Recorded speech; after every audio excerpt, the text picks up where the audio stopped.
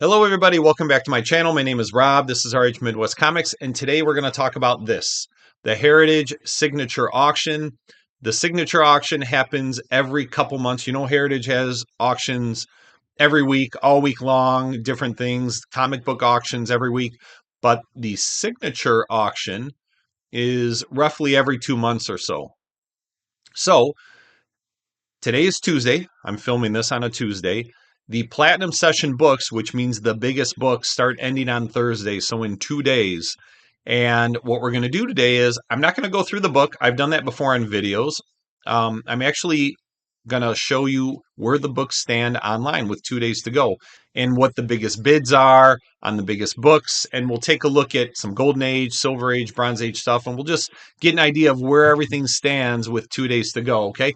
But if you guys don't get these catalogs, you should, because what it does is it previews everything that's going to be in the auction, starting with the Platinum Session, then it gets into like Golden Age books, and then, eventually gets into the Silver Age stuff, as well, big time Silver Age books. And then eventually it gets into all the other books that are shown on Friday and Saturday part of the auction, which, if you've ever been part of their signature auctions, even though the Platinum Session, which is on Thursday, is huge, there are big books throughout the entire weekend, right? Still huge books on Fridays, huge books on Saturdays. Like, it's just a very, very impressive auction, and a lot of comic book art as well.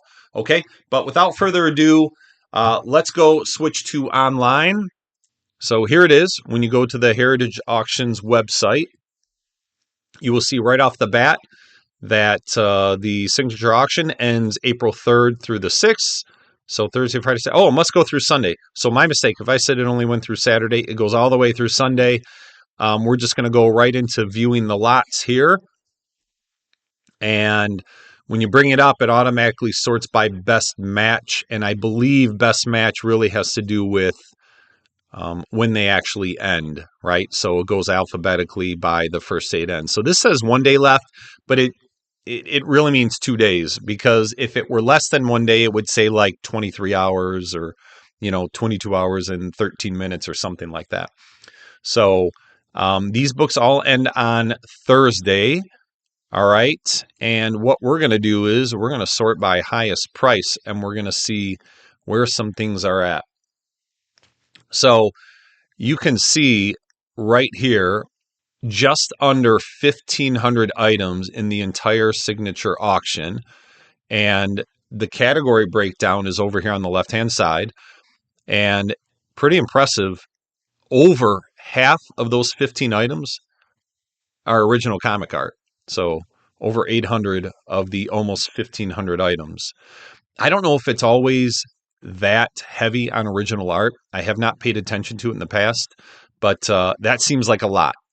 So then you can see Platinum Age, which a lot of us just call early Golden Age, right? There are 8 of those, 394 in the Golden Age, 151 Silver Age books, only 45 Bronze Age, 17 Modern. I wonder what those modern books are.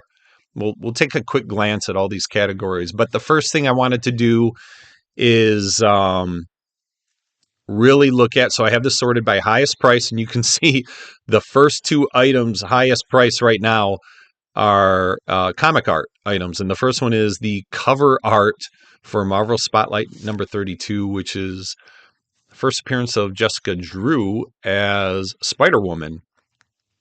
And the current bid is $310,000. Wow. And, that does not include the buyer's premium. I'll get into that. But for all intents and purposes, I'm really just going to skip over the original art, and I'm going to look at comic books, okay?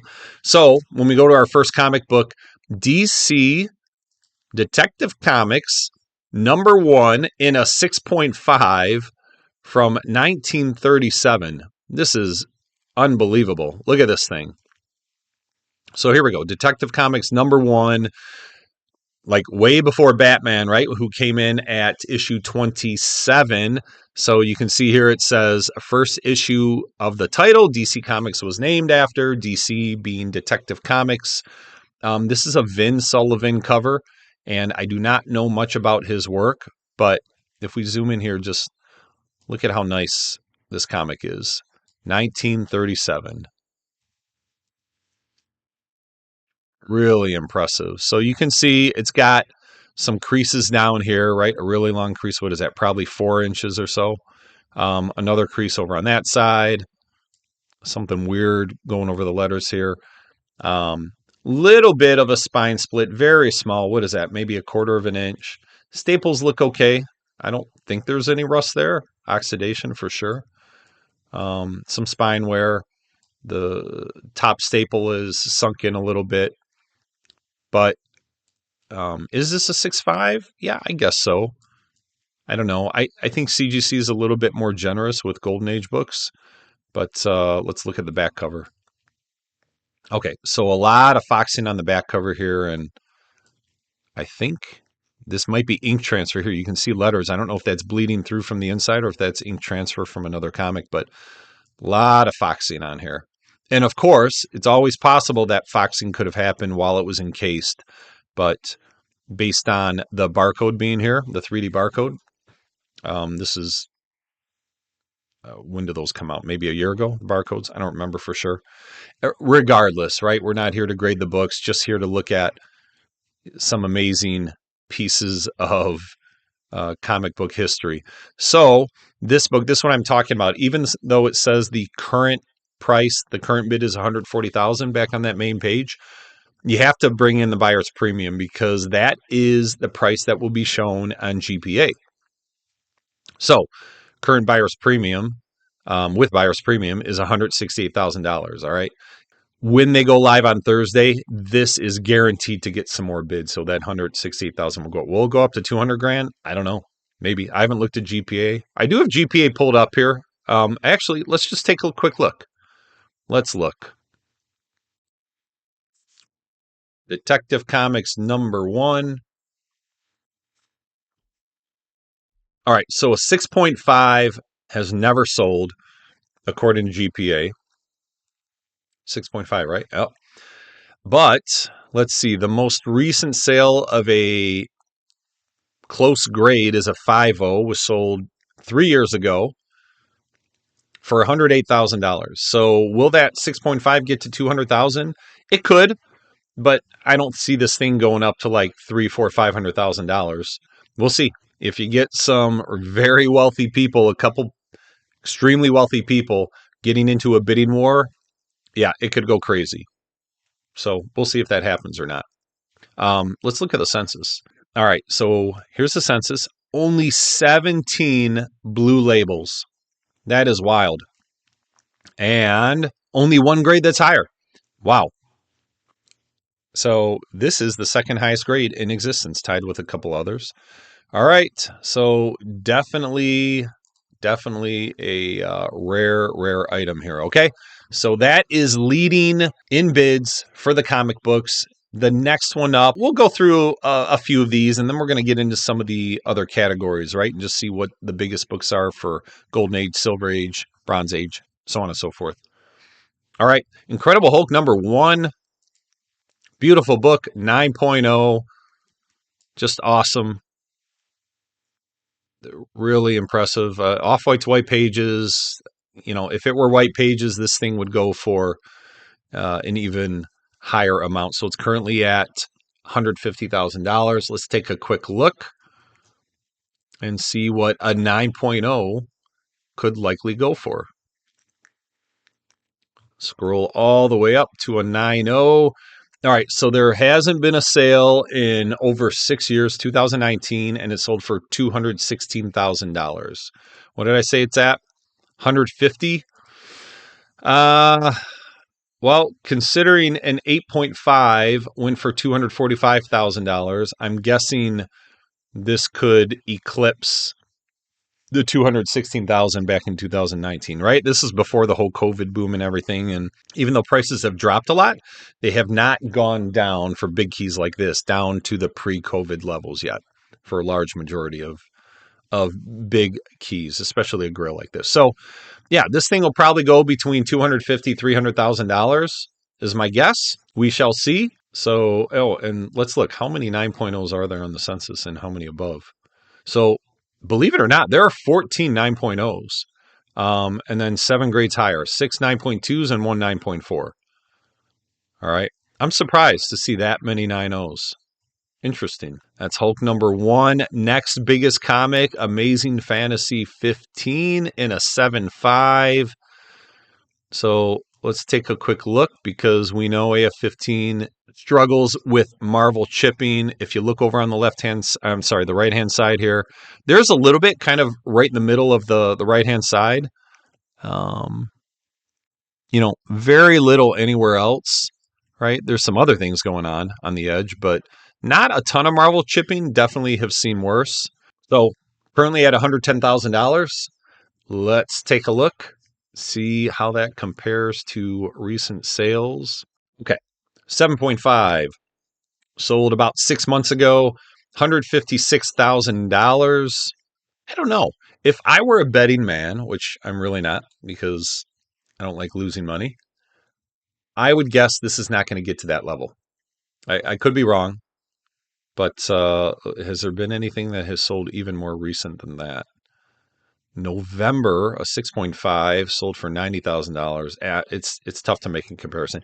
I don't think I'm gonna say this is not gonna get up to $156,000. And where are recent sales on this previously? So it's already okay. So $111,000. So the lowest sale in the past couple of years is $117,000. Considering it's currently at 111, my guess is it'll go above that, but it's not going to get to 156. So we'll see. We'll see. We'll keep an eye on it for sure. Maybe we'll do a wrap up video a day after the auction ends. I know I'm not going to talk about cover art, but look at this thing. Pre-Code Horror, Tomb of Terror number 16.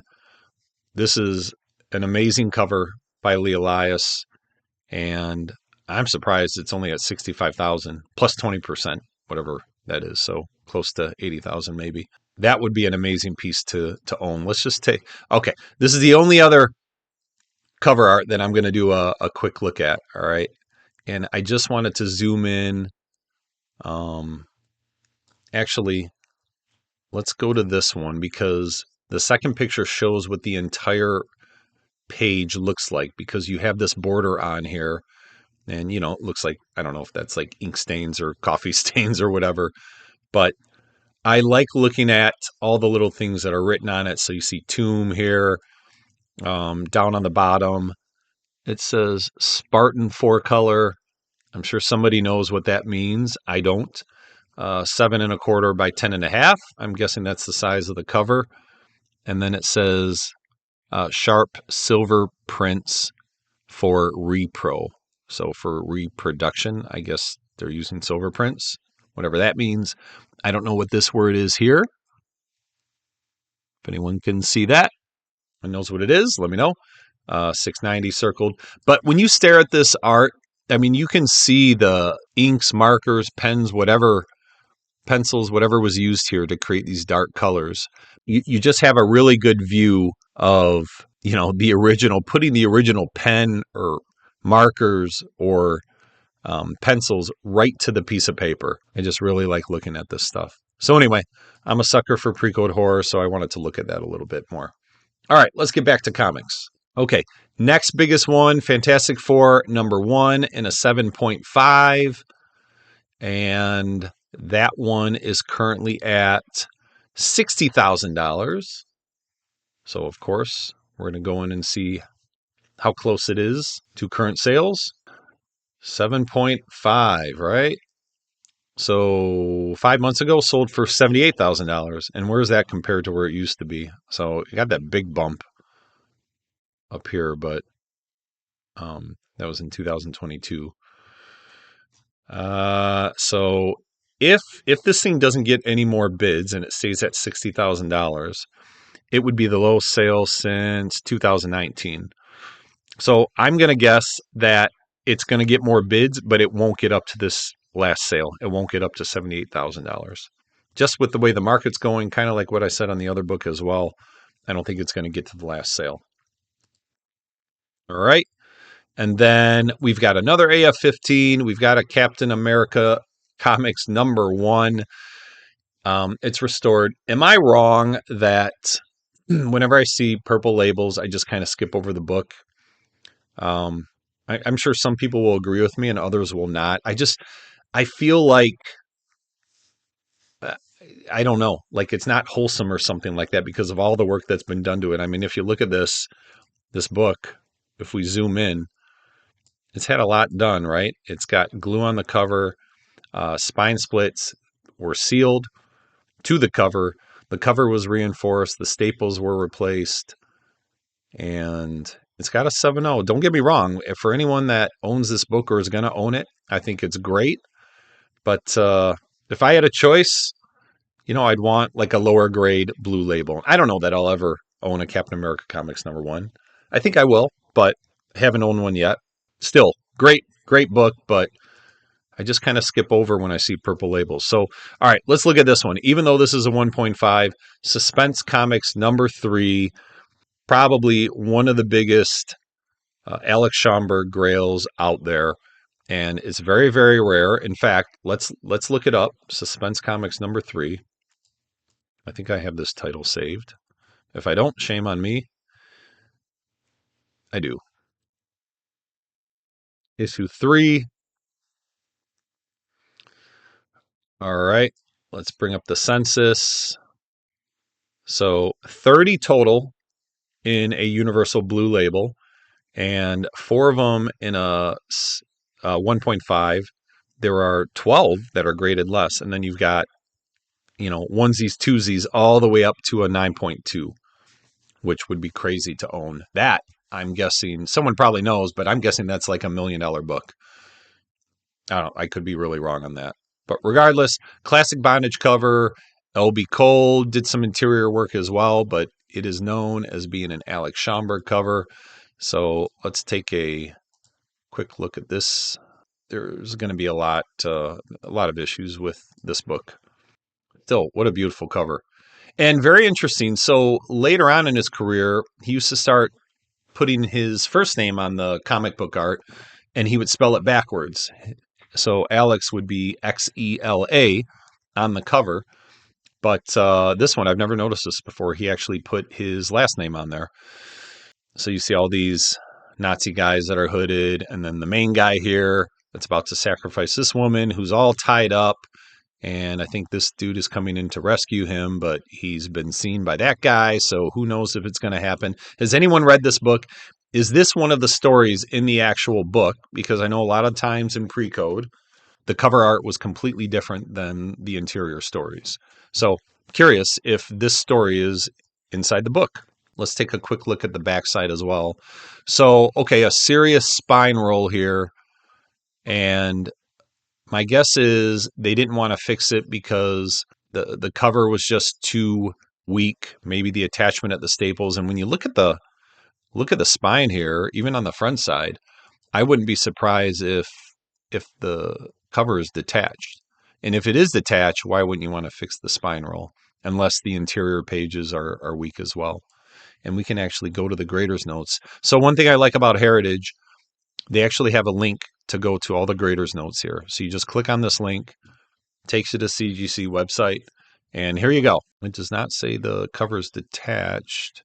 Oh, it does. It does down here. Usually it'll say it at the top. So spine roll, tears, detached centerfold, detached first and second wrap, spine of cover completely split and cover detached. And then they add up all the amount of the cover that's missing and say, about 3 inches missing along the spine, and then a 3-inch tear on the center of the back cover. I did not see that. Where are we here? I did not see that 3-inch tear. Not that it matters. It's 1.5. Oh yeah. Wow. When you zoom in, it looks like a lot more than 3 inches. But anyway, so I'm still a little bit surprised they didn't try to fix the spine roll just for appearance. If everything's already split and detached, why not try and fix the spine roll? Again, unless there is a risk that every single interior wrap is going to come loose. Regardless, this book, this 1.5, is at $56,000 right now. And the last sale was a little less than a year ago, $51,000. So this is already going to set, oh, is it going to set a record? Let's find out. Yeah. So the last sale at 51,000. Wow. Look at the value of the book, how much it jumped. Of course, it doesn't sell that often, but 2010 it was a $6,000 book, and then it almost 10x'd in the next 15 years. So this sale is going to eclipse the record for the 1.5 since it's already above that. All right, at $56,000. Could this get up to $100,000? Let's see. How high do you have to go? So you'd have to. Oh, so this January there was a 4.0 that sold for $156,000. Will the 1.5 get to 100 grand? I don't know. I don't think so, but it could. Again, same thing as I said before. You get a couple people with a lot of expendable cash, and yeah, it'll get there easily. We shall see. Pretty exciting to see in the auction. All right. So, and then you have a Batman #1 and a 1.5, another AF-15, 9.0 X-Men #1, a 9.8 X-Men '94. Look at all the comic book art in here. Another AF-15, 9.8 Silver Surfer, but it's off-white to white pages. A 9.8 giant size X-Men #1 with white pages, and then another Hulk.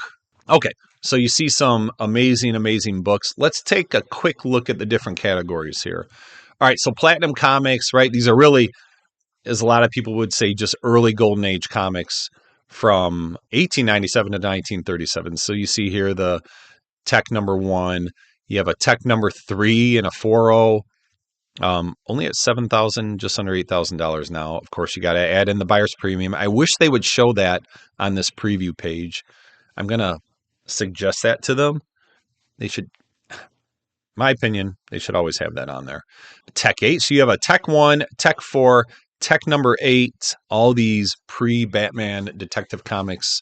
This one in a 6.0. And, all right, some other like cartoonish comedy type of things as well. So let's take another quick look at Golden Age now.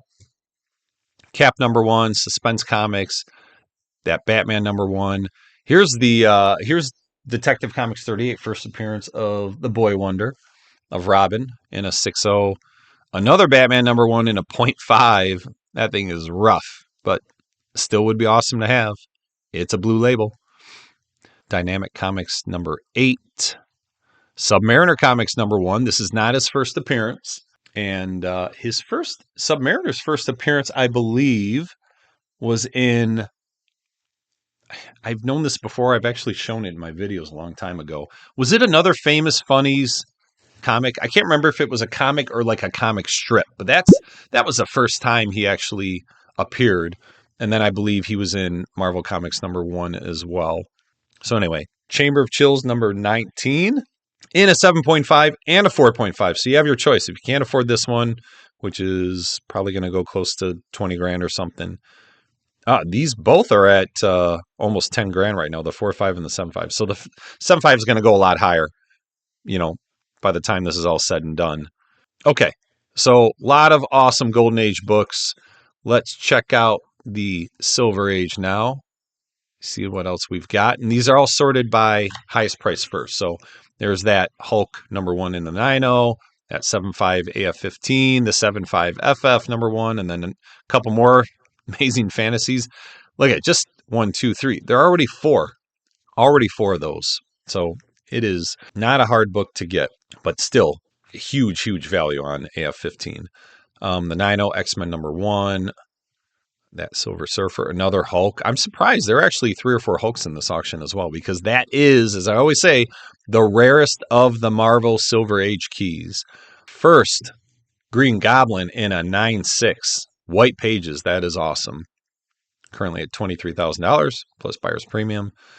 ASM #1 in a 7.5. A couple more FF #1s.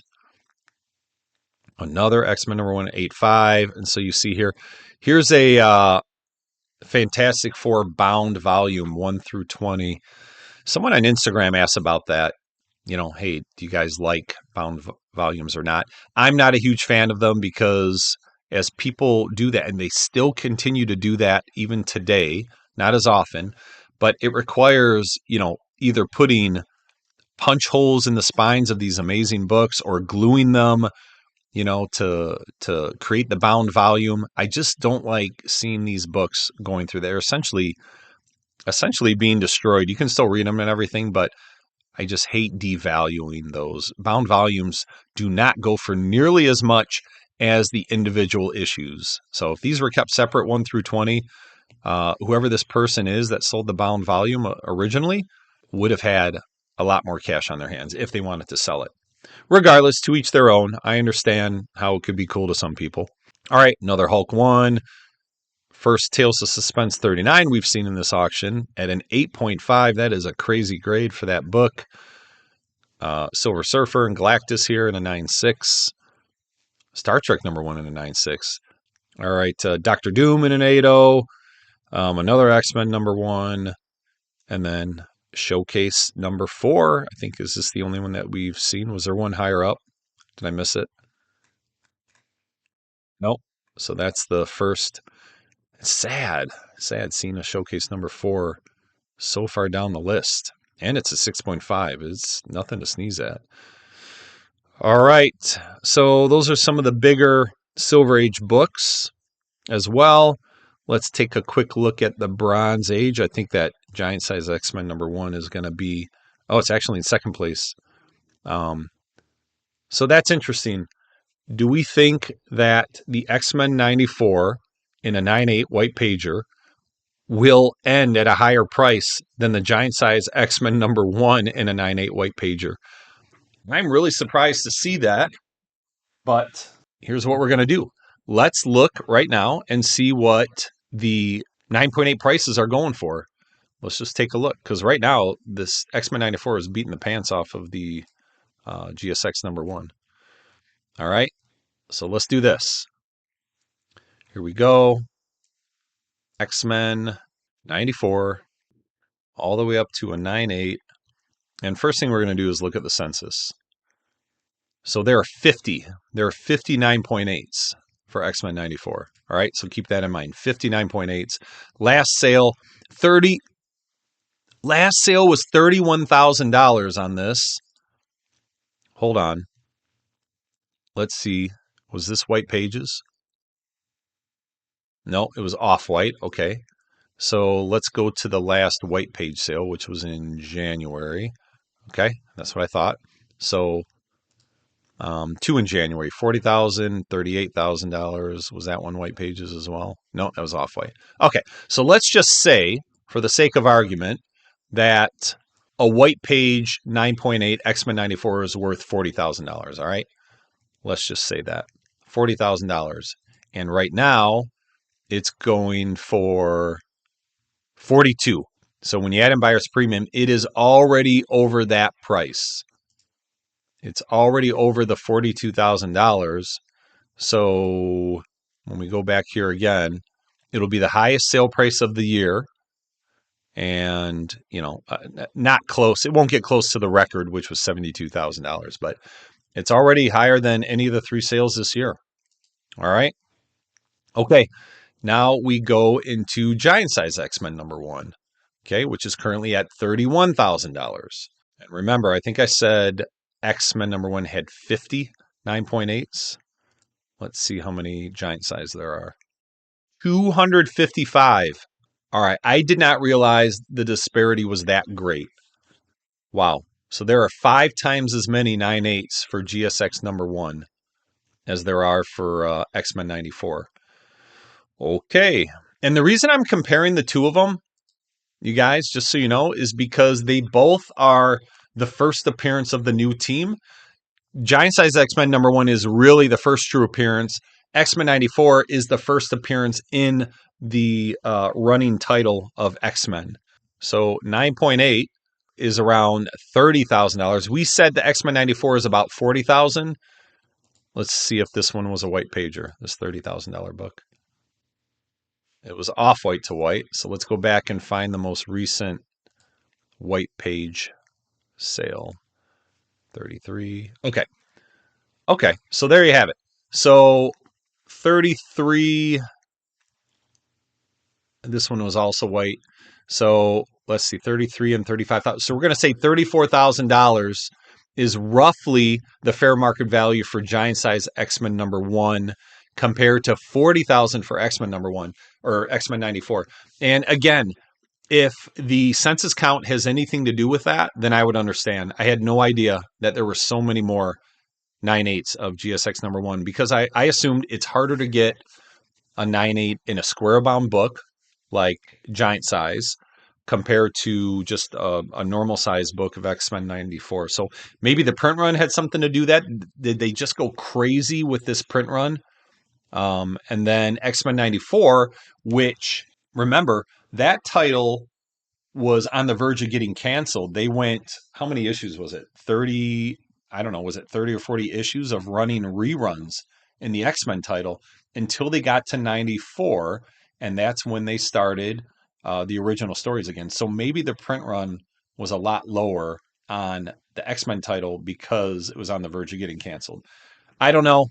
Don't know the answer. If you know it, put it in the comments. Regardless, kind of a cool thing to see there. So I guess I do understand why the X-Men 94 might be going for more. Okay, and then you've got a Hulk 181 and a 9/8. Of course, it's off-white to white pages. Star Wars. So why is Star Wars #1 and a 9/4 getting so much attention here? Why is it the fourth highest Bronze Age book? Is because it's the 35-cent price variant. That's why. And there aren't a lot of them. And it's white pages. First, Moon Knight, Werewolf by Night 32, and a 9/8. That's beautiful. White pages. Another Hulk 181. First Blade and a 9/8, white pages. First Punisher and a 9/8, off-white to white pages. Incredible Hulk 180 is next on the list here. So it really drops off. I'm surprised that this is like right behind the Punisher here, right? Punisher's at $5,500, is at $5,200. That Punisher has got to jump up, I'm assuming. Okay, so 180 is the first cameo of Wolverine, and then another Moon Knight, and then you can see as we scroll down here. All right, the rest of the books. Marvel Spotlight, first Ghost Rider. Marvel Spotlight, #5 in a 9.2. And I think this is this a book I'm adding to my next Bronze Age analysis, which, by the way, is coming out next week. So I am adding a new book. We'll see if this is the one. But, wow, 9.2, beautiful. Shang-Chi, 9/8 white pages. Man, this book has dropped a lot. And it's nice, though, if for anyone that wants to try and own a 9/8, I mean, this value, this $1,500 is going to jump up a lot more, guaranteed.